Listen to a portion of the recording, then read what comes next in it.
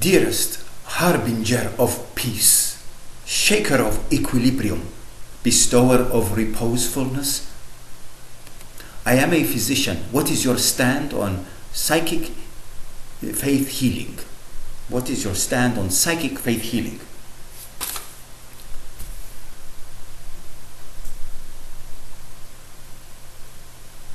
Health professionals are the most suspicious of such healing abilities because it disrespects, it poo-poos your power to prescribe. You, I have found, are also the most unsusceptible to faith healings because it's an affront to your power over the rest of us who cannot prescribe. A healer undermines your value by implying that your license is of no use in the health and recovery of this particular person who has been aided by a faith healing.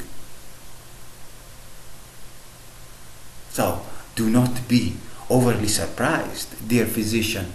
Do not be discouraged if you cannot help a physician, if you cannot heal a physician of this malady without the use of prescription drugs.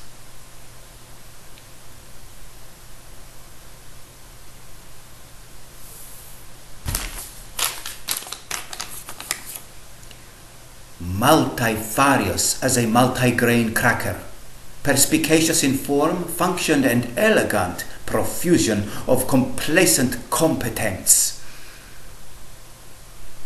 Can recording and understanding my dreams help me? You have come to the right place. You already know that. It is difficult to speak on this topic without maligning some people. But if you are not being maligned, for sure you're not being noticed by someone who notices something worthy of maligning in you. Permit me to notice. I speak of one particular person, her name Bernice. She has a library of over 200 dream journals. Ask her what she dreamt of last night and you are flooded by the cascade of endless, gripping drama, preposterous tales and loopy narratives. They go on and on and on. Enough to convince you that no one speaks to her. At home, outside the home, you are just an ear to her. A dream journal large enough to accommodate a week's worth of her dreaming accounts does not exist.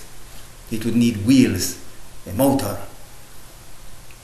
But a larger basket flake than her, it will be difficult to find. And I speak of her in loving terms. My basket case. She showed up to our meeting yesterday, a mandatory meeting of 20 minutes. She was 15 minutes late. She arrived in a panic, took out a brown bag and breathed into it. I said, what happened? Apparently she had lost her pink jewel-encrusted cell phone given to her by Pierre, who she'd met on a barge while vacationing in France. I asked her where she'd last used it. She said on the ferry over. On the ferry over where? On the ferry over to the meeting. This meeting? Yes, this meeting I'm late for. Understand that she only lives 2 minutes away and there's not even a canal separating us. She had dreamt of this pink-studded, jeweled phone. I said, Bernice, it might feel real to you now. I know. But you dreamt this. This is a residual dream. You haven't lost it anyway, if it makes you feel any better, okay? Your pink one is for ferry use only, not to be used off the ferry. And tonight, on your crossing back over, on your way home, you'll find it right back in your pocket, where you left it. She said, no, Zorba the Guru? No, I did not have it in my pocket, because I wasn't wearing pants with pockets. Okay, whatever, okay? Bernice, wherever it is kept, wherever that is, that's where you will find it there. She replied, I will consult with my dream mentor. I think it's best. All right. Her dream mentor, let me explain who this is, what this is. It is a floating, talking bubble that speaks in an echoey feminine voice. This was the dream character responsible for the mess that she called her life. Whatever magic bubble says, that is the literal truth. No hint of metaphor. When the bubble speaks, listen. It is to be taken literally and acted on. If the bubble says, Bernice, once you have the green light, cross the intersection. Doesn't mean when the traffic light turns green. No, it means when you're cradling in your arms the big, hefty, bulky metal thing, then cross the intersection. When you have that in your arms, with the wires sticking out all over the place, go. So, anybody who maps out his or her life with a freak journal roadmap is doing themselves a disservice. His or her, since no one appears to have pulled off this tremendously burdensome linguistic feat of finding a suitable representative designation for his or her, his/her, as in his or her life, I will propose, which should have been done while the wheel was being invented. For him, his, her, I propose here. H-I-E-R. I haven't checked, but I believe the word is available. I do not think it exists. So, from now on, I will be using the word here to designate his/her.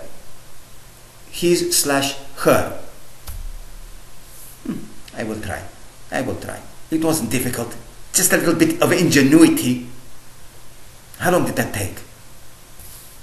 Sometimes I wonder, how is it that we have managed to evolve to the toothbrush, away from the frayed twig end? Ingenuity. Someone had to think of the toothbrush. Like I this morning. I looked at this tube of toothpaste. Why throw it out? I have in the kitchen a rolling pin. I rolled at least 3 more uses of toothpaste. Ingenuity.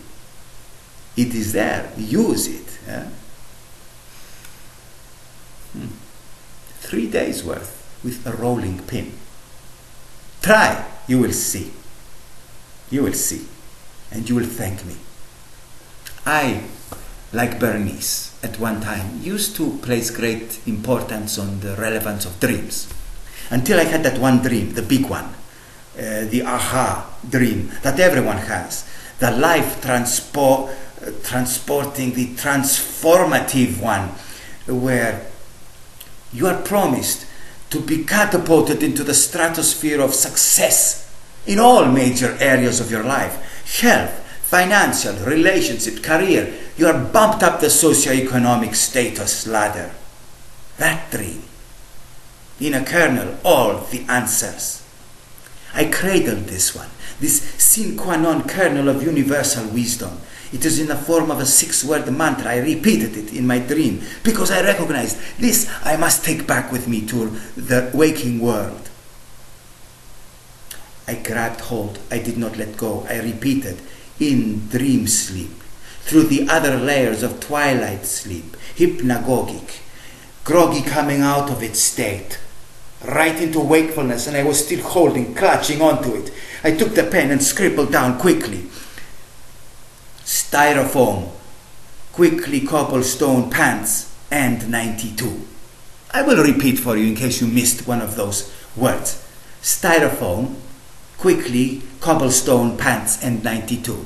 This insanity, it sounded like the font of recorded wisdom while I was in the land of Lala. In the dreamscape, it made so much sense. It felt like it would transform, revolutionize, benefit, enhance my life. But it was demented upon exiting the dreamscape. So, to answer your question directly, your entire life is a dream anyway. So, why not be picky? Don't always go with what the bubble says. I hope this answered, I don't know, his or her question. I hope this answered her question.